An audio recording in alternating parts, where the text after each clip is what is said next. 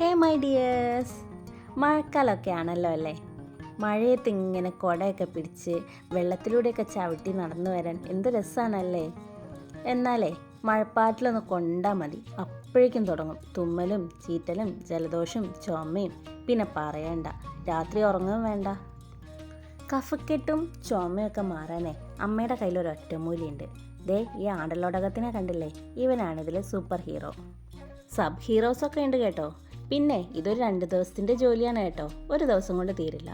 ആദ്യ ദിവസം നമുക്ക് ആടലോടകത്തിൻ്റെ ഇലയൊക്കെ പറിച്ച് അടുപ്പിൻ്റെ മീതെ വെച്ചിട്ട് ഒന്ന് ചൂടാക്കി ഉണക്കിയെടുക്കാം. മഴക്കാലം ആയതുകൊണ്ടാണ് കേട്ടോ, വെയിലില്ലല്ലോ. അടുപ്പിനാണെങ്കിൽ നല്ല ചൂടുമുണ്ട്. അപ്പോൾ ഒറ്റ ദിവസം കൊണ്ട് തന്നെ ഏതാണ്ടൊക്കെ ഉണങ്ങി കിട്ടി.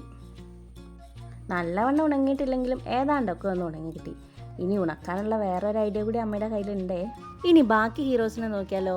അവനാണ് തിപ്പല്ലി. ദേ ഇത് നല്ല ജീരകം. കുരുമുളക് അറിയാത്തവരുണ്ടാവില്ലല്ലോ അല്ലേ. ചുക്ക്. പിന്നെ ദേ നമ്മുടെ അരി. ഇനി മധുരത്തിനൊരാൾ കൂടെ വേണമല്ലോ, കൽക്കണ്ടം.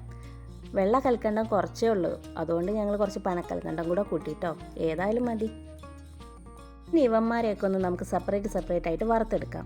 ആദ്യം അരി നന്നായിട്ട് വറുത്തെടുക്കാം. ആ കിടികിടി പൊട്ടുന്ന സൗണ്ട് ഉണ്ടല്ലോ, അത് വരുമ്പോൾ നമുക്ക് എടുത്തു വയ്ക്കാം. ഒരു പാത്രത്തിലേക്ക് മാറ്റി വയ്ക്കുക, എന്നാൽ അത് തണുത്തോളും. അടുത്തതായിട്ട് നമ്മൾ ജീരകത്തിന് വറുത്തെടുക്കുന്നു. ജീരകവും ഇതുപോലെ പൊട്ടി വരുന്ന സൗണ്ട് വരുമ്പോൾ നമുക്ക് എടുത്തിട്ട് പാത്രത്തിലേക്ക് മാറ്റി വെക്കാം. ബാക്കിയുള്ളവന്മാരൊക്കെ ഒരുമിച്ചിടുന്നത്, കാരണം ഇവരെയൊക്കെ നമ്മൾ ഉണക്കി ആദ്യം സൂക്ഷിച്ച് വെച്ചിരിക്കുന്നതാണ്. അപ്പോൾ ചുക്കും തിപ്പലും കുരുമുളകും ഒരുമിച്ചൊന്ന് ചൂടാക്കി എടുക്കുക. എല്ലാവരും കൂടെ കഥയൊക്കെ പറഞ്ഞ് അവിടെ ഇരുന്നൊന്ന് തണുക്കട്ടെ. അപ്പോഴേക്ക് നമുക്ക് ആടലോടകത്തിൻ്റെ ഇല ഒന്ന് അരിഞ്ഞെടുത്തിട്ട് ഒന്ന് ചൂടാക്കിയെടുക്കാം. ഇതേ നല്ലവണ്ണം ഉണങ്ങാത്തതുകൊണ്ടാണ് കേട്ടോ. വെയിലത്ത് വെച്ച് നല്ലവണ്ണം ഉണങ്ങിയിട്ടുണ്ടെങ്കിൽ ഇങ്ങനെ ചെയ്യേണ്ട ആവശ്യമില്ല കേട്ടോ. അപ്പോൾ ചീനച്ചട്ടിയിലിട്ട് ആടലോടകത്തിൻ്റെ ഇല ഒന്നുകൂടി ചൂടാക്കിയെടുക്കുന്നു. അപ്പോഴേക്കും നമ്മുടെ വറുത്ത് വെച്ചിരിക്കുന്ന സാധനങ്ങളെല്ലാം തണുത്തിട്ടുണ്ട്. ഇനി ഇതൊക്കെ നമുക്കൊരു മിക്സിയുടെ ജാറിലേക്ക് ഇട്ടിട്ട് നല്ലവണ്ണം പൊടിച്ചെടുക്കാം. നൈസായിട്ട് പൊടിഞ്ഞ് വന്നിട്ടുണ്ട് കേട്ടോ. ഇനി ഇതിലേക്ക് നമുക്ക് കൽക്കണ്ടം ഇട്ടിട്ട് ഒന്നുകൂടെ അടിച്ചെടുക്കാം. സബ് ഹീറോസൊക്കെ ഒറ്റക്കെട്ടായി മാറിയിട്ടുണ്ട്. ഇനി നമുക്ക് നമ്മുടെ ഹീറോയെ ഇതിലേക്കൊന്ന് ചേർത്ത് കൊടുക്കാം.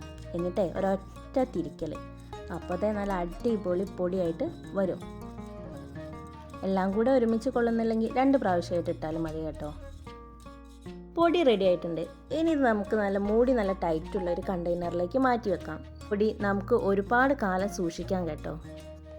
ഇത് അത്യാവശ്യം എരിവും ഉണ്ടാവും, ചെറിയൊരു കയ്പും ഉണ്ടാവും. അപ്പോൾ കുഞ്ഞുങ്ങൾക്ക് കൊടുക്കുമ്പോൾ നമുക്ക് തേൻ ഒഴിച്ചിട്ട് കൊടുക്കാം. അങ്ങനെ ആകുമ്പം അവരത് കഴിച്ചോളും. അപ്പോൾ ഇനി ചുമയും കഫക്കെട്ടൊന്നും പേടിക്കേണ്ട കേട്ടോ, നല്ലൊരു സൂപ്പർ മരുന്ന് റെഡിയാണ്.